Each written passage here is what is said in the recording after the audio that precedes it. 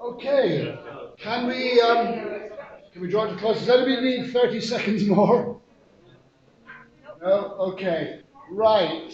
Seeing as you group 2 finished first, or you look ready to go, can you take us through 5 minutes, please? 5 minutes max. Yeah. Your conclusions are.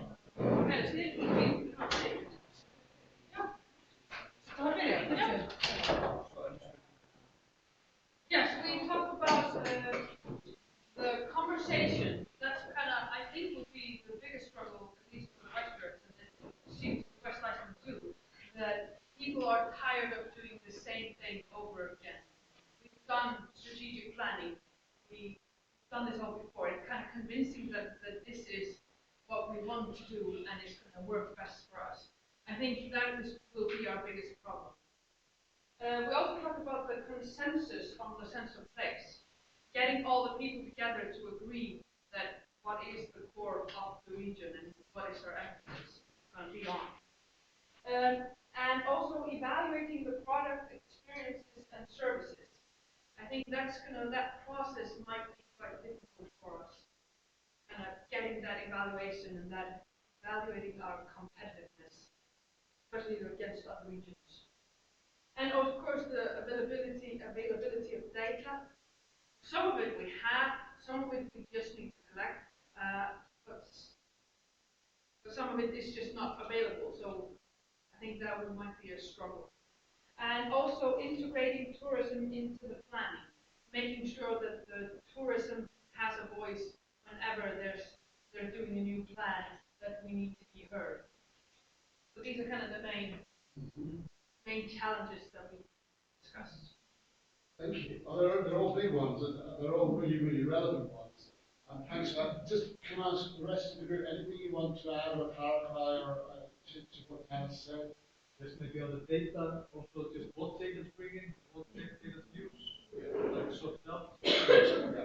I think on data, I keep coming back to don't worry too much. You don't need to have data down to the last 1%, because in an area where and I think reckoning can be very different, an area where you've got fully clear tourism products, low density of population, you can get 80% of the information very quickly, and you will have a feel. So don't worry, don't be theoretical about data. Use data as your friend, not as your enemy. Use data to back up, give you information that you don't know. But as I said before, there's no point in getting 100% occupancy rate data from your accommodation operators if you don't use it. So it's about being realistic that feels right. I'll give you an example. I had a boss once, and he said to me, the trouble with you, Tom, is you're just a gut feel marketeer. I turned around to his chief executive and I said, yeah, I suppose you're right. I said, but let me explain what I think gut feel is. If you ask me who's going to win the Egyptian football league this year, I have no gut feel. I have no idea. But if you ask me who's going to win the Scottish Premiership, I have a gut feel it's going to be one of 2 Rangers or something. And the point I was making was, gut feel shouldn't be discouraged. It's built on years of distilled intelligence. We've been around for a while.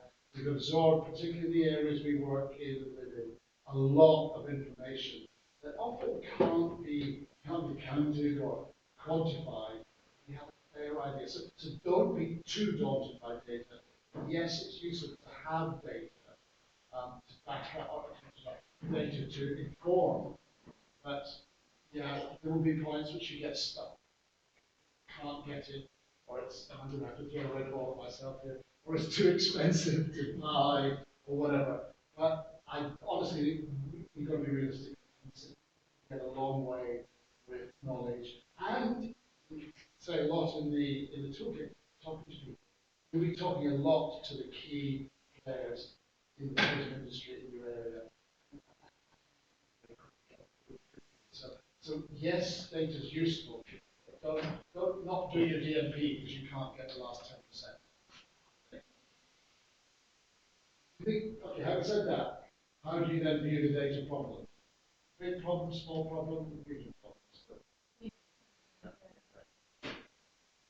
And Why is that? Is that because surveys don't exist? Because you don't think people will give you access to information? The surveys don't exist. Yeah. Especially at my region, like asking tourists. Yeah. We've done it a couple of times when we had money, Yeah. but we're not doing it consistently. Yeah. So getting that information. Yeah. Yeah. What about just on the actual physical audit, number of places? That will probably just change. Yeah, so it's more legislative about finding out this field. Yeah. That's just a lot. Yeah. Okay. Again, talking to tour operators coming in, talking to hotels, particularly in the area. The downside of that is they'll give you a skewed view. Whenever we've done research of tour operators, particularly international tour operators, and we're doing branding work, and we say, what do tourists like in our country? Well, you know, they don't like the cost of the visas. Or the airfares too high, well, that doesn't help. So getting inside their head is really hard through intermediaries. So you can get some information, and if you don't have the money to do a big, throw around all that again, if you don't have the money to do a big consumer perception research, you've got to find other ways. What you can do is quick and dirty, I used the term yesterday, quick and dirty surveys when there are visitors on the street. It's not robust in terms of 90% robust, but you can get quick, you know, especially in rural areas of what people are thinking. And maybe you can get busy in the hospitality industry and some aren't there, but maybe you can get to there are shortcuts to do these. So do not, I'm going to use the words of one of my now much berated former prime ministers, do not let the perfect become the enemy of the good. Don't aim for the perfect and get nowhere. Start and get at least something that's good. So Anthony said yesterday, aim for the start, but don't let the fact you're going to get to. So, it's all about the art of the possible. Not going to get it. The toolkit is detailed and suggests you're going to do everything perfect. Not necessarily will. But do you have some good advice on trying to convince people that this isn't just another meeting? Yeah, you touched on the thing, like on consultation fatigue. Yeah. People just fed up. That really is down to your chairperson's persuasive capacity. So you want to champion this what it's all about, that people can see why it's happening. And the other thing, like I say, find a way to tickle their enlightened self-interest. So what's in it for me? Usually, it's not always easy to come up and say, well, actually, maybe this will help you with your marketing. Go better about what you like. We may be able to give you information that will allow you to tailor what we're selling, or tailor the way you talk about your hotel. Might help you with the website. I would think about why does that tell you what would make me work with you? You can go so far on friendliness and personality, but what's it for me? That will vary from person to person. So, yeah, but it is consultation is huge. The next thing as well. So we've got a regional plan. I've just had the local planning people talking to me about that. What's the difference? I think they just need to be saying, well, this is about you. This is about tourism. There are a lot of those conversations. And that's again coming back to what Anthony was saying yesterday. The more you meet, work with, gain confidence and credibility of your stakeholders, the easier those conversations become. And an example, when I worked in Singapore for Britain, like we had no budget to run trade shows. And I went around with people who were selling in the UK, tour operators. We had much for years. Eventually I persuaded them. And the next year I phoned them up to have a breakfast meeting to discuss doing this again. None of them came to the meeting. I phoned them around and I said, It's how much you want. That was because they trusted me, because the first year, it's a new idea, took a lot of persuasion to say, we're going to do this. But having done it, and they were part of something that was really sort of benefit by being there. The next year, so we don't want to waste our time coming to a meeting, not just a W, just tell us what the bill is. So it's getting that trust. It's no shortcut. But think about as part of this process, it's not a theoretical exercise. What can you offer them? So, and sometimes that extra marketing help can be tangible. Sometimes it's a bit, what are you doing that? Just try to make it a bit more real. Give me an example of a really difficult person that you may, not name them, that you may think might have this attitude. And what's their business? I would say, for example, a person that's like a really strong character in that area, maybe not a lot of service in the area. Yeah. We really have to have her with you, but she knows she's really important and she's not willing to come in for nothing. Yeah. What business? I don't want to name the person. Okay, let me try and be a bit more here. Take the cruising issue. You know, maybe you could be saying, look, partner invested. Maybe if we get this plan right, we can figure out a way to stop so many people coming off the cruise ships, make sure that the people who come off the cruise ships are spending more money and there's less congestion or something like that. So at least looking at the issues you have locally, this is why we're doing the plan, and we'd appreciate your help. So that they can see that an instance like that might be a real gain in their mind. But it will depend on local circumstances. You don't want to tell me business, do you? No. Okay. Has anybody got a real example of the title of the person's name, the type of business that I'm trying to work it around a real response. Okay, so we're talking about, I'm going to do a Darren Brown magic trick. We're talking about something to do with farms and read your mind. So I'm just trying to think, what's in it for them? Do they have problems at the moment that you're aware of? No. So they're full. So I guess then you're probably thinking about the future. Is it someone that's trying to be the spokesperson for the locals? That's why the person is so negative? No, she's not negative. I'm not saying that. Yeah. No. She's willing to give her time. Okay.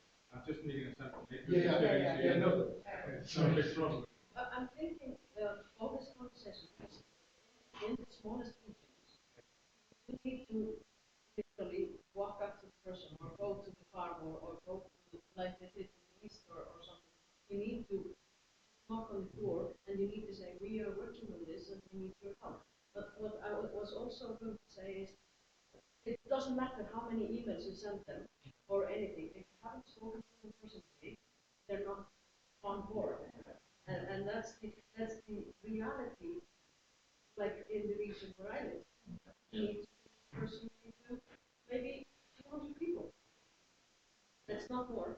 But I'm thinking also that after you've spoken to the people personally, some of the conversation can be done online, on a Facebook group or something like that, so that you cut down on the number of actual meetings.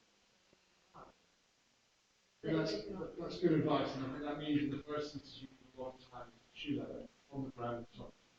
But coming back to that issue, so in that kind of instance where you've got somebody who's read, then I think I would go into the argument, as I've been doing a lot. That's great for now, but we're looking ahead. This might not continue, and we need to plan for that future because the probably had a big change economically recently. The coronavirus becomes so strong, people stop coming. The Chinese have all been, they don't keep coming.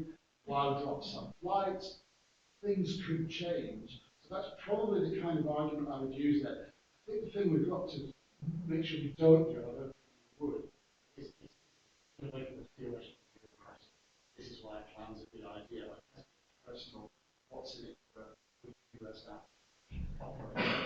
And I know it's really hard because like the oldest line, well, I'm a project manager, I'm from the government, I'm here to help. I'm a project manager, I'm here to help. So it's getting away from that, I'm remote from this, like engaged. It's personal skills, looking at self-interest, and the rest is up to you as the one website. Which, so, but no easy answers, but that's the biggest problem always, I think. It's really strong people, see people really good if you get them on board. So, but anyway, we need to move on. Group 2, what were your conclusions? Group 3. Yeah. Oh, so, no, big one, group 2. We've got 2 group. It's group I I stole their. You stole their chart and their name. Yeah. So, But I kept the name. group Maybe I 3. changed. Right, okay, well, I'm going to go to group 2 just so we're. All right, I just put down some.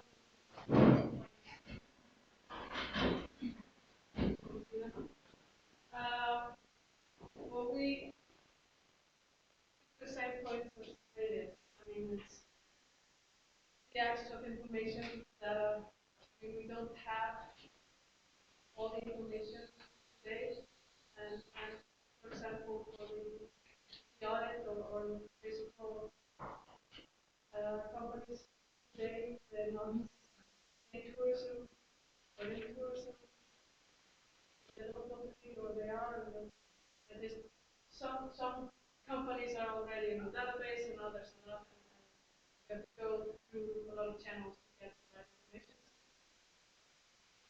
Time, it's very time consuming, as you said, we talk to people and get the information.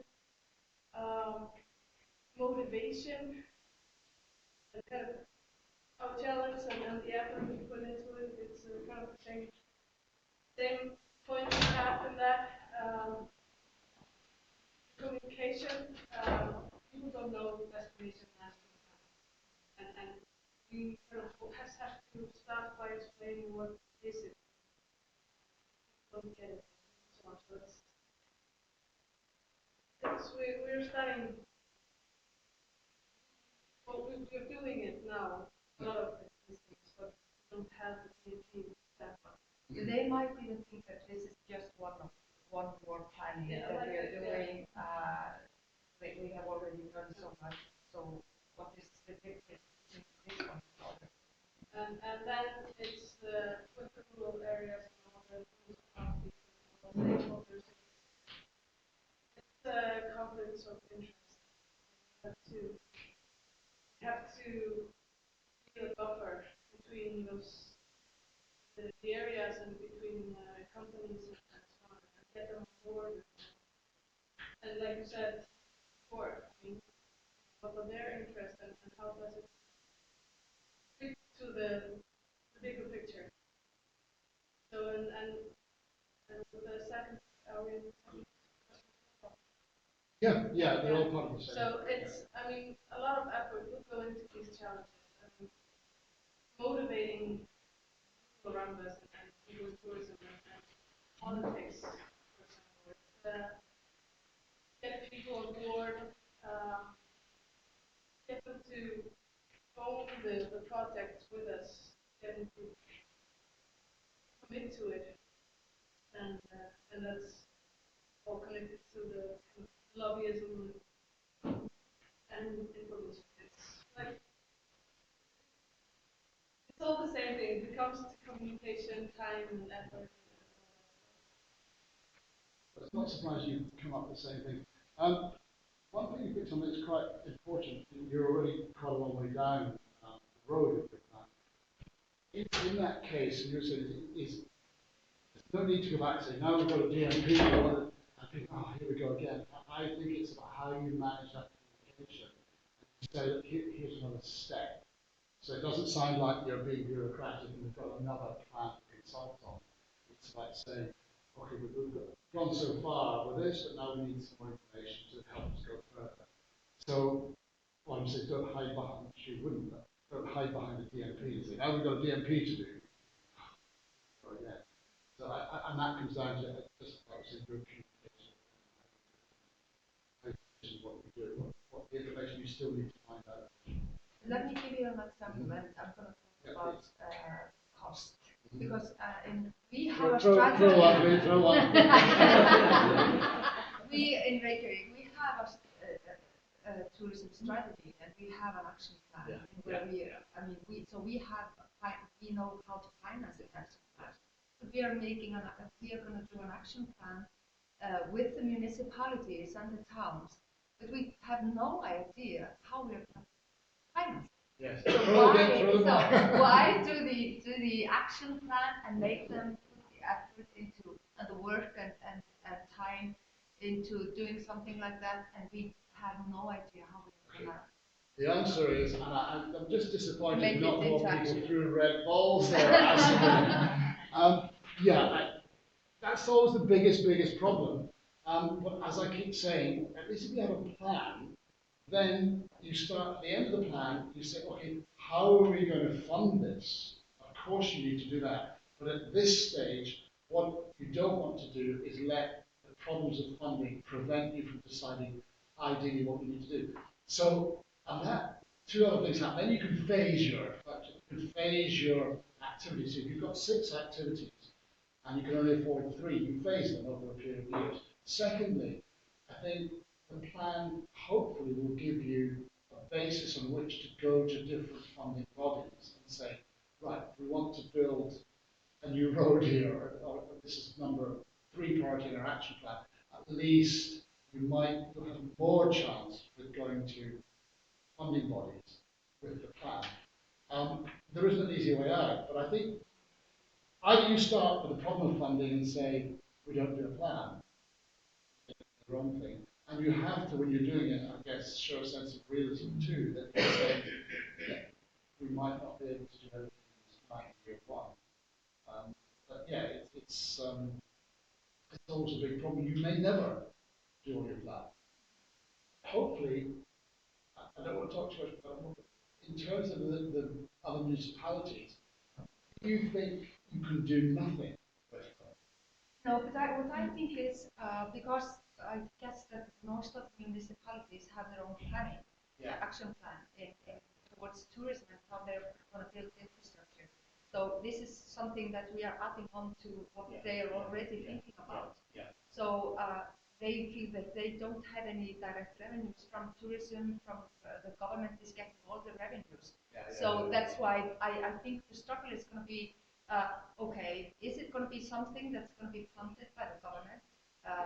So why are we doing it if it's going to be a plan that's going to collapse with the plan that we already have in the municipalities?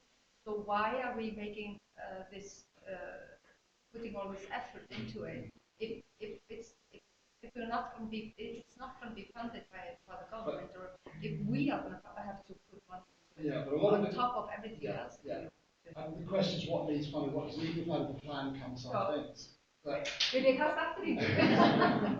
But one of the action in the action plan can be to do something about figuring out the funding.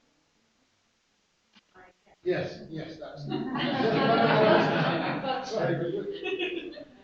Sorry, I just want to take up about the funding part. Hopefully we finish it. What I'm thinking about is the planning and the funding. I mean, you can't stop planning because you don't have funding, because it's way easier to plan something when you have a plan. When you have something, you can tell people what are you throwing money at. I mean, you have to have a plan. I mean, this is what we need money for this project. If it's kind of hard for somebody to throw money at it if you don't have a plan for it. What I'm trying to say. So doing the planning is a way of getting the funding. What's easy to fund? You can find that out in the planning process. That could be a part of the plan, purpose of it. And also what is hard to get funding for. And then maybe you can start another process of finding new ways. And very often the results of a plan are better. And I would say you've got, for the sake of argument, so you've got a big regional plan, and then you've got local plans, and people say you're coming on with another plan, which is DMP. My argument is that it should be integrated. We're kind of moving on to the next step. It should be integrated. So that, like, that's your DMP. And we had a lot of discussion about this before. People were scared that this is cutting across regional plans. So to me, these plans are driven not by tourism, the whole area. Tourism is an important part, and all we're saying is tourism needs to be considered. You do a separate DMP for tourism, but within the planning structure, tourism needs to perhaps be taken more seriously, or there should be some joining up that it's included. And we come across it everywhere in the UK. We have problems with planning authorities because they're always planning for rightly, and we're driven by local residents' infrastructure needs. They haven't taken account of tourism. And we're not saying tourism should drive these plans. We're just saying that if you've got, and there's an interesting example that sort of recognised yesterday, you did visit a traffic flows and found they were not actually going to the lighthouse, they were going somewhere else. Now that could have a profound impact on your roads funding. If you find that you think they're going somewhere, but their visitors are going somewhere else, but locals are maybe all going to the lighthouse. So they're just getting tourism included in local plans is the first step. So I'm going to disregard this comments about funding. I know it's a big issue, but I don't think we're not going to solve it. So, and I do think the argument is, as you said, have a plan. Then we can at least do something. If we don't have a plan, do nothing. Serious. Well, it's into this funding discussion and plan. Very often, if you have a plan, it talks into the funding system, and then their plans start to reflect the plan made. So the funding becomes sometimes less of an issue. There are the municipalities are already putting money into tourism. Plan may tell them where to put the money, good use and prioritize instead of making instant decisions that sometimes are made. Let's spend $1 million on this and you don't it's empty. And I think it's easier when you're planning as a school, you're talking about planning for growth in the outlying areas, rather than planning to solve a problem like in then it's harder. But, okay, I'm going to move on, but it is an issue. Thank you for quite a few of those red coming out, group 2, your conclusions. Thank you.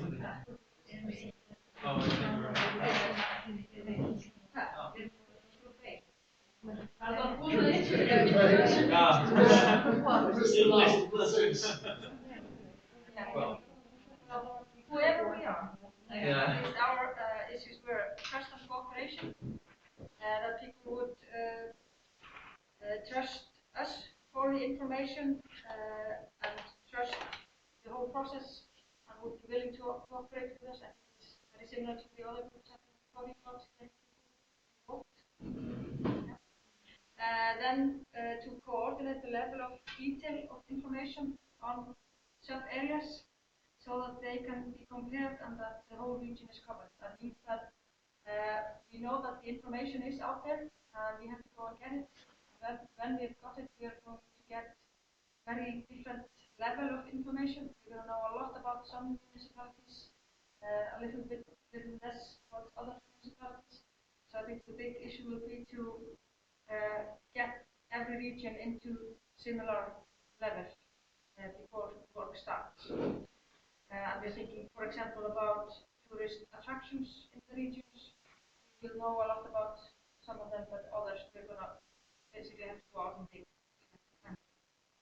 And then we talked about data gathering, especially from private sources. We were talking about getting, for example, information from airlines flying tourists into the area. And I think even I heard what you were saying earlier about data, but the thing is, in the regions, we basically have no data. Yeah. So we are not even in a medium level of data. What we need is data about the tourists that come to the region in order to be able to plan the region. I find, for example, in North Iceland, a big difference from when we had airlines flying directly into the area, there were surveys at the airport, so we knew everything about tourists, how many, where they were going, what. But now we have a survey in Keflavik that asks what they're doing in Iceland, and then the data is not processed so that we can find out when in North Iceland people are coming from Wales, Singapore, that people are coming from Asia. We just don't know. So I think data gathering is an issue that we are going to address. Just on that, there was some discussion yesterday, wasn't there? I think Olaf mentioned something about a change in the method of gathering data, so it would be structured more suitably for the regions. We're getting more from them, and we're also getting more from Hagstofa about accommodation in this area. So it's all getting better. Olaf said yesterday that Statistic Iceland, Hagstofa, they're actually looking at they want to know how the DMP areas were going to be defined before they made any decisions on what they were going to change. So it would fit with that. So we just like that on that scale. So that's all positive. I know, you sound. And if you could, it would be really good. I don't know about Statistics Iceland, whether they would do this level of thing, but or maybe you can't get it off boarding cards. To get simple answers to things like purpose of visit. Length of stay I'm less concerned about, but I've done a lot of work in many different countries, and most data gathering at borders, which I guess you don't have so much because most people are coming without filling in cards, certainly from Europe. It's just a passport. Well, there is data gathering at borders by survey. Survey. Yeah. But it's not processed by the regions because we've always been looking at tourism in Iceland in general. Yeah. So that doesn't help us. But that sounds like that's going to change, I think. What's also new, Iceland and universities of Iceland are working on a new target segmentation for the destination, gathering data out in the markets, and we're doing segmentation and we'll be ready in April, May. What we're also doing is doing this mapping tool. So it's an tool, well, ECS, that is a tool that you can use to map out, are the target groups part of your customers or your visitors. So I think that's going to be a really interesting thing for the DMP, at least how we can integrate that. So we're doing it all in the same way, and we can compare the target groups between regions. And I've already seen interest from the universities to do kind of a regional segmentation with the mapping tool. I'm not promising anything, but I'm seeing I think that could be a good factor in trying to understand who's coming and what are their interests, how the lifestyles are, personas. I think that would be a good data. And are you building data at a national level on those segments? On a national level, yes. Yeah. We are identifying people that are more adventurous or more willing to travel further or looking for different things. And there's people that want group travel or the basic things. And, so there are a lot of elements there, and all the data that we gather is open to use as well. If somebody wants to dig deeper into something of these segments, or preferable something that you want in a visitor, that's all open. And so I think there are a lot of possibilities in data for that, for building up a destination. And how is that? Is that gathered from surveys at the border? No, so it's actually a data that we acquire in the market. We do not online. So it's propensity rather than actual. It's not what actual people have done when they've been in Iceland. No, but we can. We ask questions very positive, precise, and stuff like that. Yeah.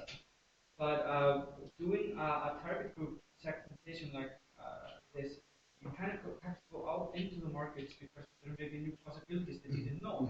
If you only ask tourists that are at your area, you're basically doing a customer survey.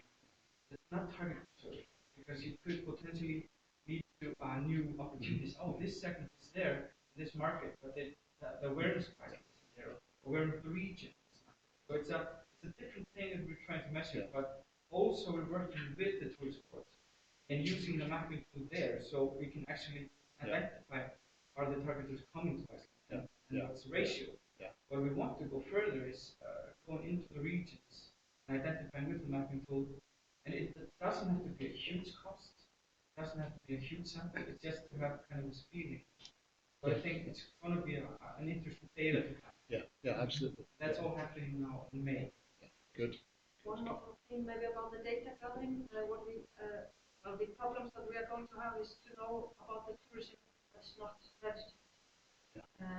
Both the accommodation and also newcomers into the industry who haven't realized that they need to register.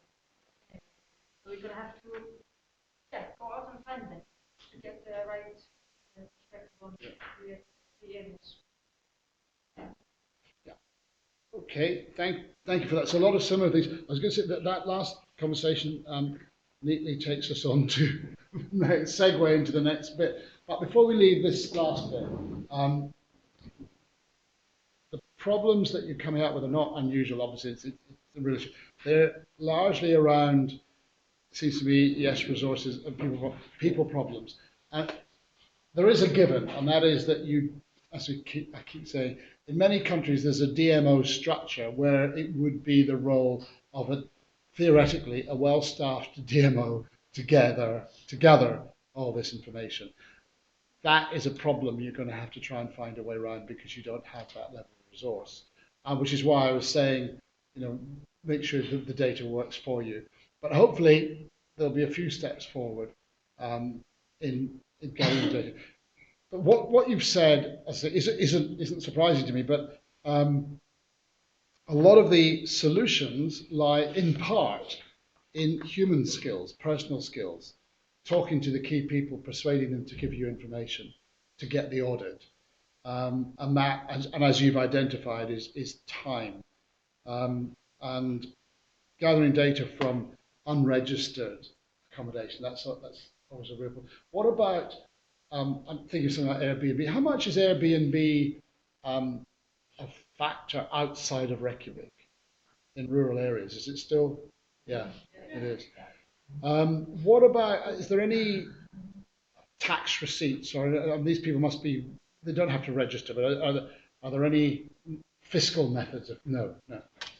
They register as rental housing, which is quite different for rent, or it's quite different from any tourism. Yes. They did last for